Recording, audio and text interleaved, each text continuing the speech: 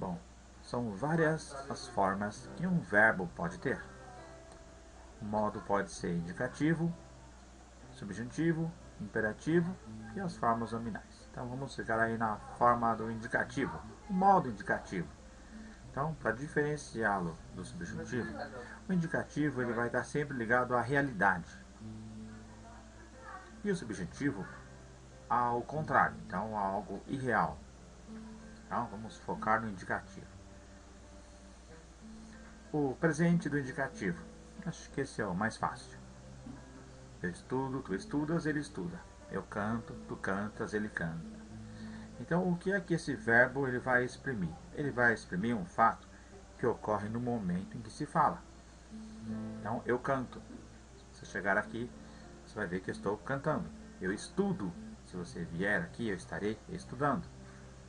Então, ele vai sempre estar relacionado a um fato que ocorre no momento em que se fala. Tá certo? Bom, esse é o presente do indicativo.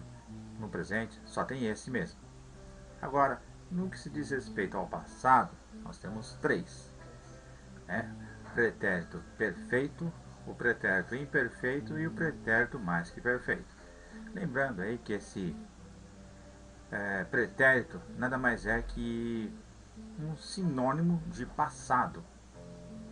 Convencionou-se dizer pretérito perfeito. Bom, então vamos entender aí. Pretérito perfeito.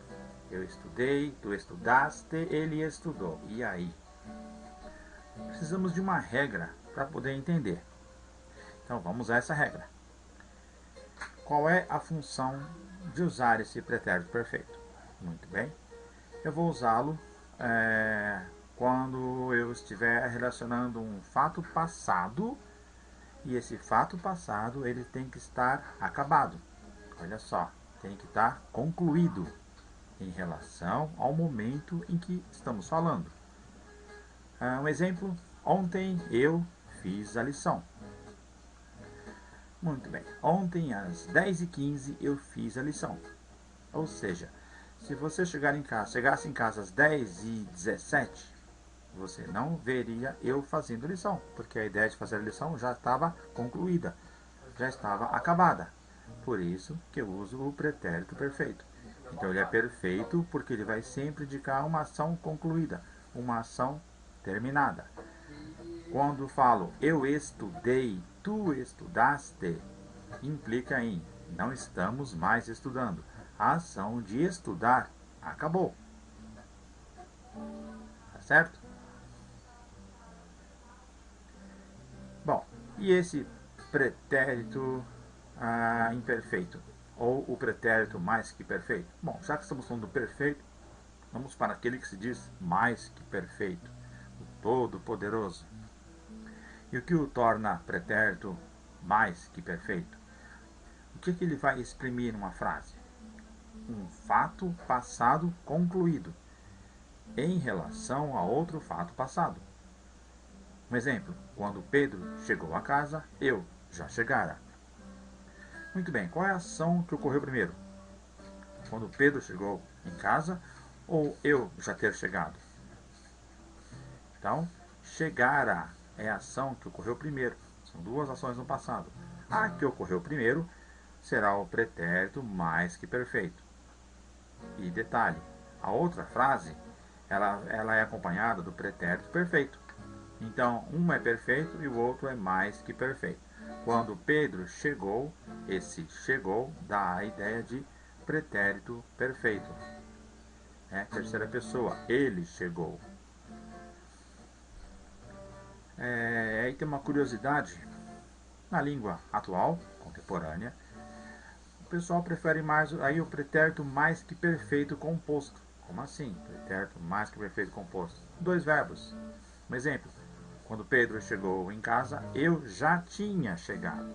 Então observe aí que tem dois verbos, né? O ter e o particípio do verbo chegar, chegado. Eu já tinha chegado.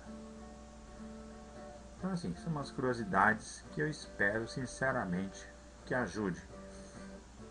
E o pretérito imperfeito? Bom, vamos lá, vamos pensar. Se o pretérito perfeito dá uma ideia de ação concluída, então o imperfeito Isso aí, galera. O imperfeito vai ser justamente o contrário. Vai dar uma ideia de inacabado, né? Justamente o contrário do pretérito perfeito. Então, o pretérito imperfeito ele vai estar ligado a um fato não concluído, né? Inacabado, em relação ao momento em que estamos falando. Um exemplo, eu sempre cantava no chuveiro. Observa aí que a ideia de cantar, ela se estende um pouco no passado.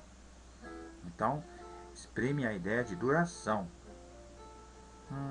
Quando eu era criança, eu jogava futebol de botão. Então, a ideia de jogava, observa aí que além de estar no passado, não concluído, dá uma ideia de duração. Exprime a ideia de simultaneidade, né? A ideia de ao mesmo tempo. Enquanto ela lia Machado de Assis, eu preparava o jantar.